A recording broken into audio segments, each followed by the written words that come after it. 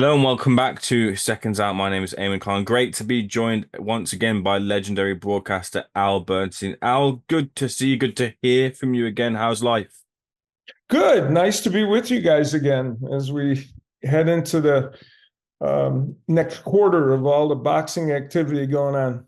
We'll get into the boxing activity in a second. There's been something that's been dominating the headlines in the last 24 hours, and that has been the recent developments with Ryan Garcia, who has taken to social media, and this time round, alongside some of the current themes with what has been coming out with from Ryan is distasteful comments, racially charged comments from Ryan. And a lot of people are even further concerned as to his health, having seen some and heard what he's had to say. What was your take from what you heard and saw last night? Well, look, the problem with all this is that we live in a society where saying inflammatory things oftentimes creates a certain kind of marketability, strangely enough, in an odd way, right? In a way that we have not been able to kind of digest and figure out in the past, where such things didn't help you, they only hurt you. Well, now they may hurt you in some cases, but they help you in other areas. The point is that we're all free to speak in Western countries like yours and mine. We're free to speak our mind. We're free to say what we want. However, when those comments are detestable, and when they are generally comments that most responsible human beings think are inappropriate, then you have to live with the ramifications of those comments. And that's kind of what's happening to Ryan Garcia. I want to differentiate one thing, and I have no dog in this hunt. I'm not anti-Ryan Garcia, pro-guy Ryan Garcia. He's a boxer that is talented and is somebody I've covered. Having mental health problems doesn't make you racist. Hmm. Simple statement, right? Hmm. So we need to separate out the mental health potential issues that he has from some of the inflammatory comments he makes, and they bring with them sometimes ramifications, and they have in this instance, even though he's tried to do kind of a cleanup on aisle 10, right? Hmm. Yeah, I'll read part of the statement that he's since put out, and Oscar de la Hoya of Golden Boy has also issued a statement, and he said that there's no room for hate or intolerance at his company, period. Ryan Garcia took to social media and he said, look, I've supported black communities, his heart, God knows that his heart, what's in his heart, and he would protect those in those communities. And it's been taken out of context, but he has also added that he sincerely apologizes if he hurt and offended anyone with his comments. Does that, since this has come out, WBC have also, said that they've, well, or spoken of their displeasure as to Ryan Garcia's comments. But does this go some way in terms of mending what Ryan did, or is he on a long path Well, back? you said that came from the Golden Boy, right? The Golden Boy have issued, well, no, sorry, Oscar de la Hoya has issued a statement on social media saying there's no room for hate or intolerance at my company, Right. period. So speaking on behalf of Golden Boy. Well, Ryan Garcia is the one that needs to issue the statement. I mean, I think that other people issuing statements doesn't really matter. I saw his parents also issued a statement Hmm. talking about that that's not part of the culture of their family, and people can debate that or not debate it. But at the end of the day, Ryan Garcia is responsible for his own actions and his own activities. And um, it. Somebody once said about boxing, the only color that matters is green. Hmm. That's a simplification of it, because people are human beings and they have often foibles, and sometimes those things involve not understanding the idea of inclusion of everyone. But the whole point of that statement is that boxing is a sport where traditionally people of all walks of life, of all religions, of all ethnicities, have been somehow mostly able to function in a sport where the idea is they're all in it to have competition and do as well financially as they can. Sometimes comments are so bad, they strike at the very core of that.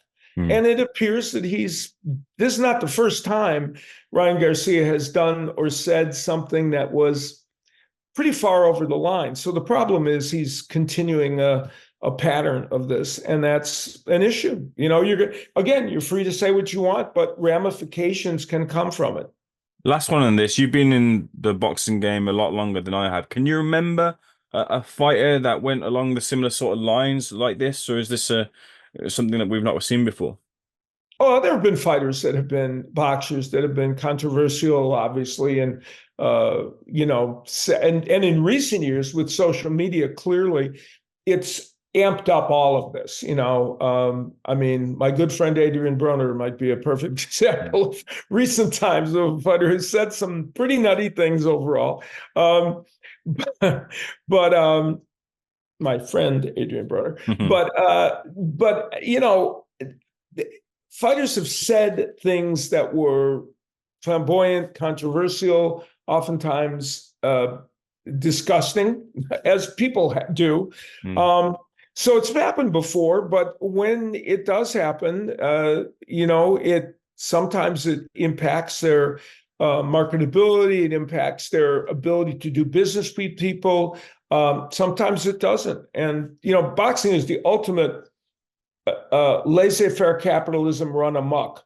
There are no rules, right? And there are no real, I mean, in this case, the WBC as an organization made a statement to Ryan Garcia and said, these actions are hateful and we don't want you to be a part of our thing. Okay. Now, when you're an athlete in, whether it's in the Premier Soccer League or in Major League Baseball or NFL, there's an organization that sometimes can say, this does not align with our policies. You'll be fined, you'll be suspended, whatever.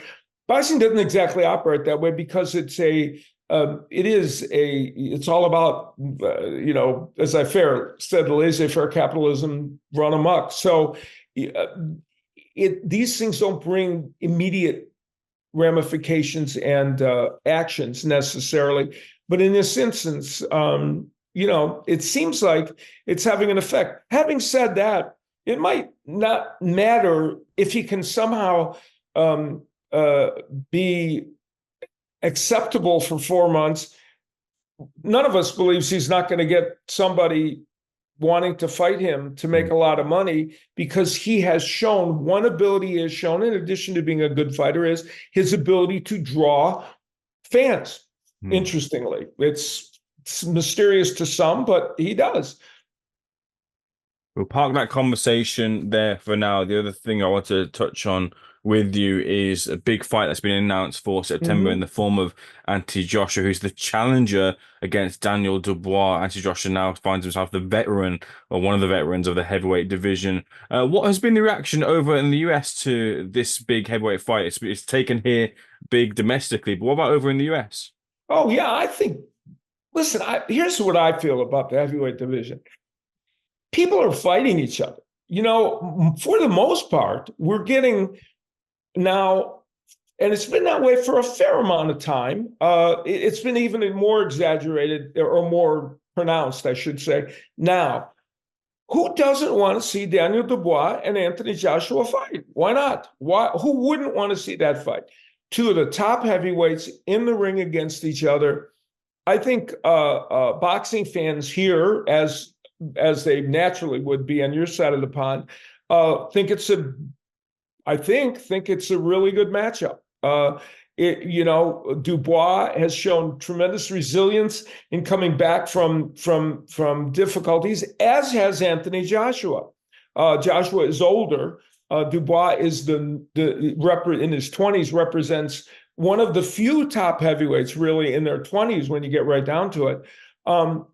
It's a risky fight for both men, which is what makes it, even more intriguing. And it's an example of of really good fighters fighting each other. What would you say are the keys to victory for both fighters?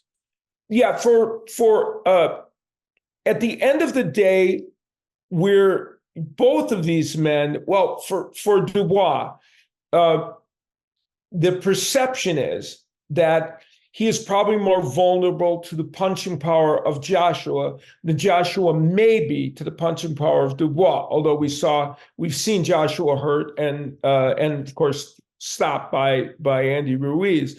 So we know it's conceivable that Anthony Joshua can be hurt in a fight. But I think that most people feel like it's up to Dubois to not get in with the best punch that Anthony Joshua can hit him with.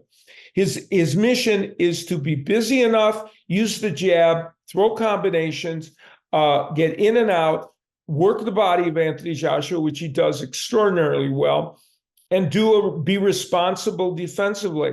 I think Anthony Joshua wants to be the old Anthony Joshua. I don't know if he wants to be the Anthony Joshua who has become much more of a boxer puncher in recent times, because he should have the edge in this fight in terms of overall power and physicality. Even though even though Dubois is hardly a heavyweight that doesn't have those qualities, but Joshua has the edge, I think, in that department. So Anthony Joshua, I think, wants to be as offensive and aggressive as he can and fight off the front foot. Do not fight off the back foot. Both these fighters in stages of their career have had the Q word thrown at them about being quitter. AJ in his fight against Ruiz and Dubois in his fights against Joyce, and also the fight against Usyk. I wonder what you feel about that being thrown at fighters and these two in general, and do you see a bit of that in them?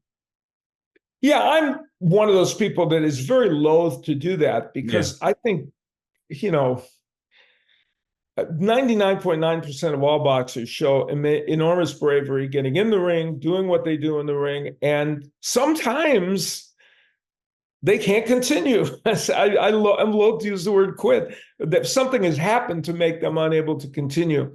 Different fighters have different levels of resiliency.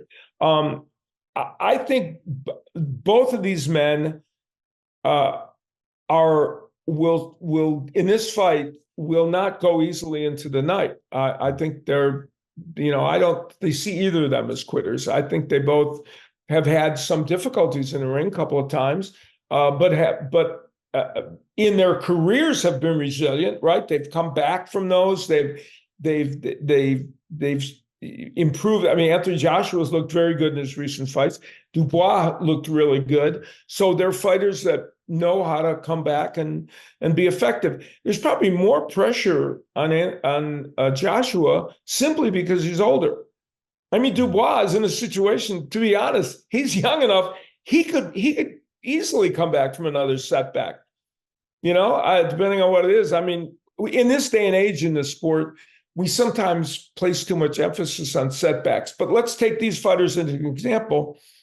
They've had setbacks, and yet here they are in a major fight that has become a world championship fight because the title was vacated. I'm glad you mentioned AJ's age there. I wonder if you saw the clip that was doing the rounds, a promotional clip of the face-off, and in the face-off, Dubois almost, offhandedly said, "Look, if you want to go, we can go now." And AJ took that as a bit of disrespect as the older fighter, and he threatened to, go with Dubois right then and there. Is that what you want to see from the older fighter, to, stand their ground in that situation? A lot of people are talking about AJ's mentality and being nice sometimes. Is that what you wanted to see from AJ? Yeah, maybe it is. I was surprised at that, because this is one fight where I wouldn't have expected that kind of charged atmosphere.